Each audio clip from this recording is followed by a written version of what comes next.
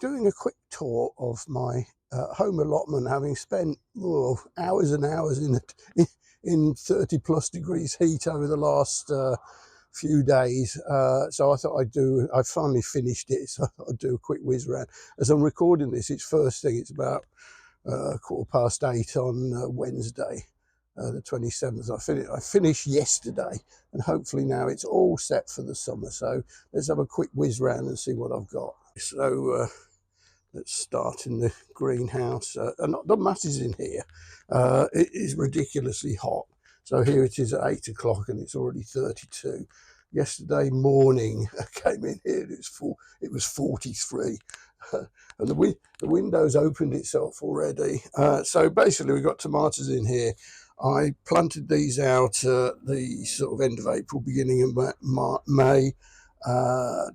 Two plants per pot, should we call it. And what I've done the other day was, or yesterday, was remove the weaker of them. So what have we got in here? We've got three lots of cherry tomatoes called Sweet Millionaire. And that's a variety which prefers greenhouse. Another greenhouse lover is Shirley. I've never grown them before, but I think they're fairly well known. They're a sort of salad, medium-sized salad tomato. And then at the end, I've got only one in here, but I've got some outside as well, of Roma, plum Roma, which is the sort of classic mid-size plum tomato, perfect for cooking and eating. And cucumbers in here. So the one on the right I planted out. It was the only one which took at the time when I put the tomatoes in here. So it was about a month ago. And the other one, I had one seed left, and thankfully it germinated. So that's gone in the last couple of days. So let's have a look out here. The garlic. So these went in 6 months ago, right at the end of November, because garlic have to basically have a winter. They need cold to separate the cloves in the bulb, so you get a lot of them. So they're doing really nicely. They've started. I've had a couple of scapes with them already. So scapes are the when they throw up a flower bud, basically, but you need to take that off to ensure that they don't the flower doesn't take energy from the bulb, and also you can eat them. And then I've got shallots down here. They're sort of looking good, but I've never been successful with shallots before. So let's see how they do. And then at the back is what I've done in the last couple of days, last few days, is put in the wigwam for the climbing beans.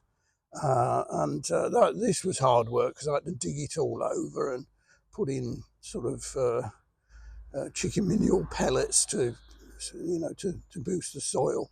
And then yesterday I sowed, I was going to say sowed seeds, but of course they're beans, aren't they? French beans on the right and runner beans on the left. And I've just got fingers crossed that they germinate. I've got two per cane, and then if both germinate, I'll remove the weakest of them.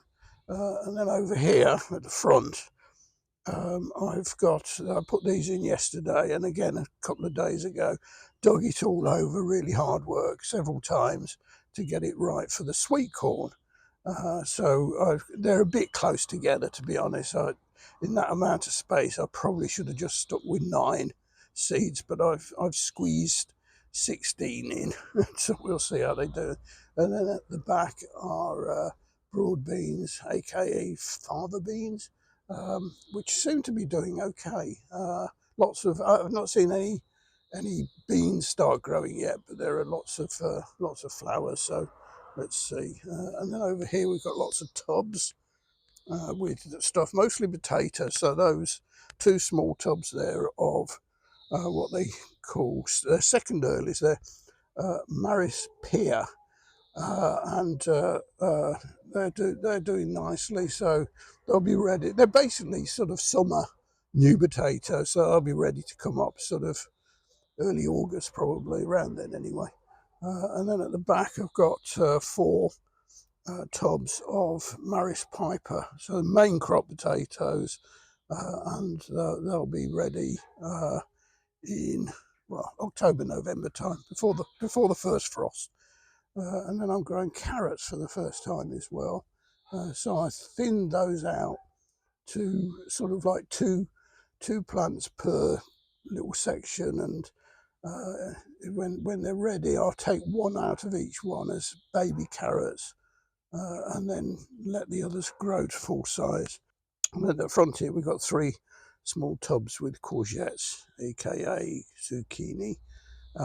So we'll see how they do. They look much better in the morning than they do the afternoon, because it's been so hot. They look like they're wilting, but it's just the heat. And then we've got the outdoor tomatoes, lots of them. So we've got 2 lots of, these are an Italian beef tomato, Costaluto Fiorentino. I had those last year, they were quite nice. And then 3 more plum, Roma plum tomatoes, which I'm a bit sceptical about planters, but I decided to do them in there because I had one.